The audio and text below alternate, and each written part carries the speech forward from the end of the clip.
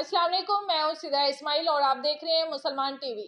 قومی و بین الاقوامی ادبی و ثقافتی تنظیم ادبستان کے زیر اہتمام راولپنڈی آرٹس کونسل میں ایمرجنگ ویمن ایوارڈ پروگرام منعقد کیا گیا، جس میں پنجاب بھر سے ادیب اور شعراء خواتین نے شرکت کی۔ مزید تفصیلات اس رپورٹ میں۔ اردو ادب سے لگاؤ رکھنے والی خواتین کی حوصلہ افزائی کے لیے قومی و بین الاقوامی تنظیم ادبستان کے زیر انتظام راولپنڈی آرٹس کونسل میں ایمرجنگ ویمن ایوارڈ کے نام سے تقریب منعقد کی گئی، جس میں معروف صحافی مہوش چودھری ملک سمیت دیگر معززین نے شرکت کی۔ معروف ادیب بانی و سربراہ ادبستان اقدس ہاشمی نے تمام مہمانوں کا خوبصورت انداز میں خیر مقدم کیا۔ تقریب کا مقصد مختلف شعبہ زندگی میں نمایاں کارکردگی سر انجام دینے والی باہمت و باشعور خواتین کی حوصلہ افزائی کرتے ہوئے انہیں ایوارڈ سے نوازا گیا، جبکہ اردو زبان کی ترویج کے لیے اردو کے مضمون میں بہترین کارکردگی کا مظاہرہ کرنے والی طالبات کو بھی ایوارڈ سے نوازا گیا۔ سیاسی شخصیت ملک رزاق احمد اور ڈائریکٹر ادبستان تنظیم آکاش علی مغل کا کہنا تھا کہ ادبستان تنظیم کا خواتین کی حوصلہ افزائی کرنے کا یہ اقدام بہت خوش آئند ہے اور خواتین کسی بھی معاشرے کی ترقی میں اہم کردار ادا کرتی ہیں۔ اس سلسلے میں خواتین کو سازگار اور پرسکون ماحول فراہم کرنا بہت ضروری ہے،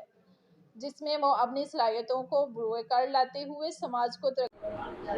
جی، میں آپ کا دوست اقدس ہاشمی بانی و سربراہ ادبستان آپ سے مخاطب ہوں۔ آج راولپنڈی آرٹس کونسل میں ادبستان تنظیم کے زیر اہتمام ایمرجنگ وومن ایوارڈ شو جو ہے وہ بہت کامیابی سے انعقاد پذیر ہوا، اور اس سلسلے میں جو ہمارے دوست احباب اور جو ادبی و سماجی شخصیات ملک کے مختلف حصوں سے تشریف لائیں، اور انہوں نے ملک کے مختلف حصوں سے تشریف لائی ہوئی خواتین کو اپنے اپنے شعبوں میں جو انہوں نے نمایاں کارکردگی سر انجام دی تھی ایوارڈ سے نوازا۔ خوش آئند بات ہے، ادبستان مستقبل میں بھی پرعزم ہے اس حوالوں سے مختلف ڈومینز میں جو ہمارے طلباء و طالبات ہیں فروغ اردو کے لیے اور آرٹس کے لیے، کتب بینی کے فروغ کے لیے، کتاب دوستی کے فروغ کے لیے جو کام کر رہے ہیں ان کے کام کو سامنے لے کے آنا، اور ایک ایسا سازگار اور ایسا پرسکون پلیٹ فارم مہیا کرنا کہ جہاں پر وہ اپنی تمام صلاحیتوں کو بروئے کار لا کر ملک و قوم کی خدمت کر سکیں، یہ ادبستان کا منشور ہے۔ اور میں شکر گزار ہوں خداوند قدوس کا کہ اس نے ہمیں موقع دیا کہ ہم نے اتنا کامیاب جو ہے پروگرام آج منعقد کروایا، وہ شکریہ۔